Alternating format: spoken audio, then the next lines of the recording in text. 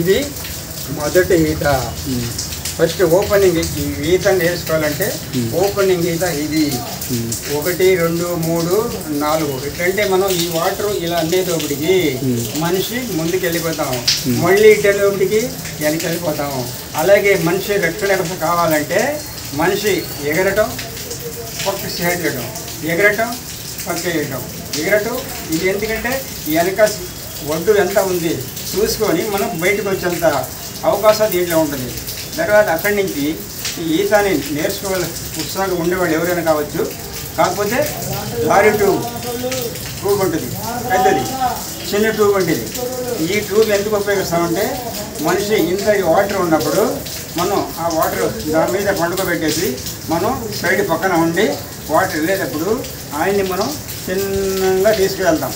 నాన్న ఇలా కొట్టు, ఈ రీతి కొట్టు, ఇలాగ చేయి, ఇలాగ వాటర్ అన్నాం అని చెప్పేసి ఆ రీతిగా ఆయనకి మనం ఈతాన్ని నేర్పుతాము. ఖచ్చితంగా 3 నెలలు ఎలాంటి పరిస్థితుల్లో 3 నెలలు నేర్చుకుంటే ఈత నీకు ఖచ్చితంగా వచ్చేసిద్ది. కాకపోతే అక్కడి నుంచి లారీ ట్యూబ్ ఉంటుంది, పెద్దది, అంటే పెద్దోడికి పెద్దోడు నేర్చుకోవాలి కదా, వాడికి ఇంట్రెస్ట్ ఉండి వస్తే అప్పుడు ఏం చేస్తామంటే పెద్దోడికి ఆ ట్యూబ్ అనమాట. ఆ లారీ ఈ ఈతలో అందరికీ తెలియదు. కాకపోతే ఇంత పవర్ ఉంది, తెలుసుకోవాలంటే నేర్చుకోవాలి. ఇది మొదటి ఈత.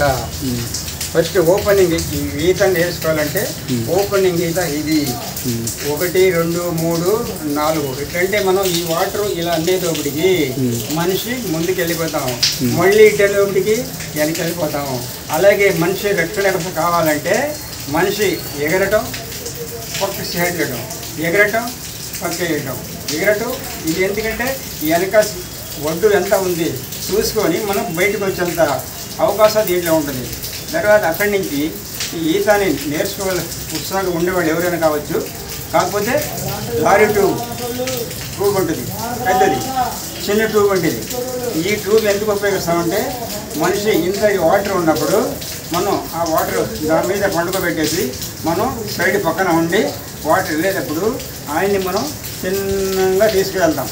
నాన్న ఇలా కొట్టు, ఈ రీతి కొట్టు, ఇలాగ చేయి, ఇలాగ వాటర్ అన్నాం అని చెప్పేసి ఆ రీతిగా ఆయనకి మనం ఈతాన్ని నేర్పుతాము. ఖచ్చితంగా 3 నెలలు ఎలాంటి పరిస్థితుల్లో 3 నెలలు నేర్చుకుంటే ఈత నీకు ఖచ్చితంగా వచ్చేసిద్ది.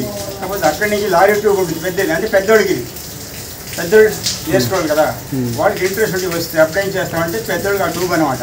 ఆ లారీ ట్యూబ్ మీద ఆయన్ని పండుకోబెట్టేస్తాం. వాటర్ ఇక్కడ దాకా ఉంటుంది. అప్పుడు మనం ఇటంటే వాటర్ ముందుకి నెట్టుకుంటా వెళ్తా ఉంటాం. అప్పుడు కూడా చెయ్యినా ఈ రూపంగా చెయ్యి, ఇలాగ వేయి, ఇలా వేయి అని చెప్పేసి ఆయన చూపిస్తాం. ఆయన అదే ప్రకారం చేసుకుంటూ ఉంటాడు. అప్పుడు కొద్ది ఫ్రంట్కి వెళ్తూ ఉంటాడు. అదే రకంగా రోజు 3 నెలలు చేయగలిగితే ఆయనకి ఖచ్చితంగా ఈ స్విమ్మింగ్ ఈత వచ్చేస్తుంది. అప్పుడు అక్కడి నుంచి ఫార్వర్డ్ ఈత.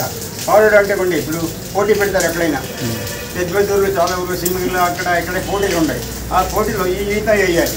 ఫార్వర్డ్ ఈత 1 2 3 4 ఈ ఈత అనమాట. ఫుల్ స్పీడ్ అనమాట. ఇది మామూలుగా కాదు, భయంకర. అంటే పోటీ పెట్టేప్పుడు స్లోగా వెళ్ళడు కదా, భయంకర. వాడు ఎంతవరకు పవర్ ఉందో ఆ పవర్లో వెళ్తేనే వాడు గెలుస్తాడు, లేకపోతే ఓడిపోతాడు.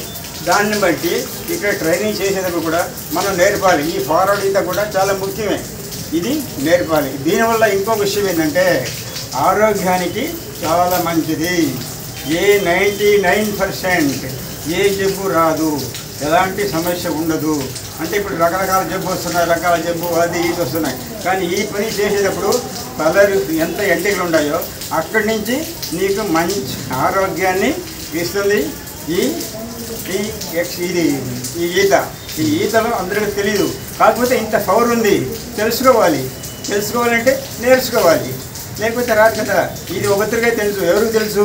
పల్లికారులు ఉన్నారు. పల్లికారులకి అన్ని ఈత తెలుసు. వాడికి సుమారు 90% అన్ని ఈత తెలిసినట్టు. ఎందుకంటే వాడు పెద్ద పోటీలు ఆ ఊరు ఈ ఊరోసారి వాటర్లో పడిపోతారు. పడిపోయిన వాళ్ళ రక్షణ ఎందుకంటే ఇవన్నీ వైడే ఉంది కాబట్టి, ఇవన్నీ ఉన్నాయి కాబట్టి వాళ్ళు ఖచ్చితంగా బయట రాగలుగుతారు.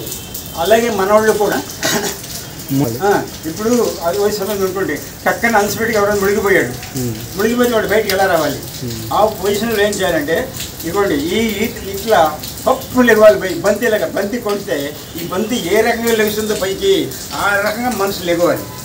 బంతి టైపు అలాగే దూరం లెంత్ ఎక్కడుందో ఒడ్డు ఎలా ఉంది ఆ ఒడ్డు చూసుకోవాలి.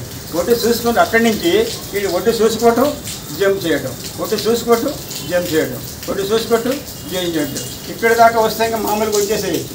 కానీ ఇంకో విషయం ఏంటంటే వాడు మునిగిపోయాడు, వాడు రక్షించాలి, ఎవరు లేరు, ఐడియాలు ఎవరో నావాడు ఉంటాడు. అప్పుడేం చేయాలా?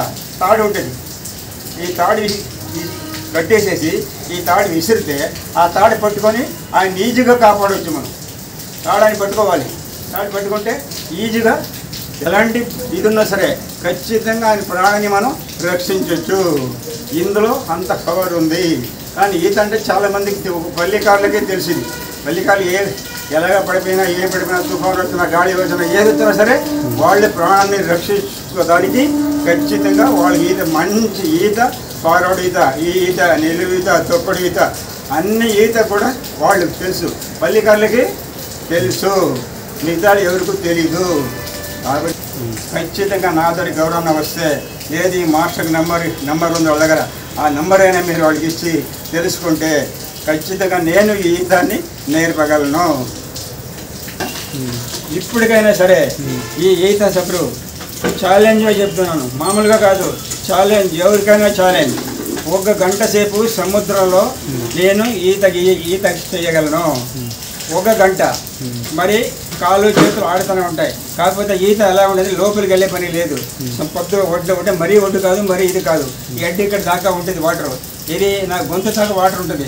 ఆ వాటర్లో ఖచ్చితంగా 1 గంట ఎవరైనా చేసుకోవచ్చు. ఎవరికైనా ఛాలెంజ్, గంట సేపును నేను ఈత కొట్టగలను. ఎవరైనా అడగచ్చు, ఆన్సర్ చెప్తా. ఎవరన్నా పల్లికారులు కావచ్చు, ఇంకొకరు కావచ్చు, లేదు మామూలు ప్రజలే కావచ్చు, ఎవరైనా దీనికి ఆన్సర్ నా దగ్గర ఉంది. లేదు నా దగ్గర ధైర్యం ఉంది. ఎందుకంటే లోగడ చేసి ఉన్నాను కాబట్టి లేకపోతే తెలియదు. లోగడ పెద్ద పెద్ద సముద్రం ఈదా, నేను మద్రాసులో పెద్ద సముద్రం, ఇది మిగిలిన బీచ్, అక్కడ ఈదాను. మామూలు సముద్రం ఈదాను. మామూలు వాన వచ్చినప్పుడు పెద్ద పెద్ద ఇవి ఉన్నాయి, చెరువులు, అన్నీ ఈదాను నేను. కాబట్టి ఈ రకంగా మీకు ఛాలెంజ్ విసురుతున్నాను.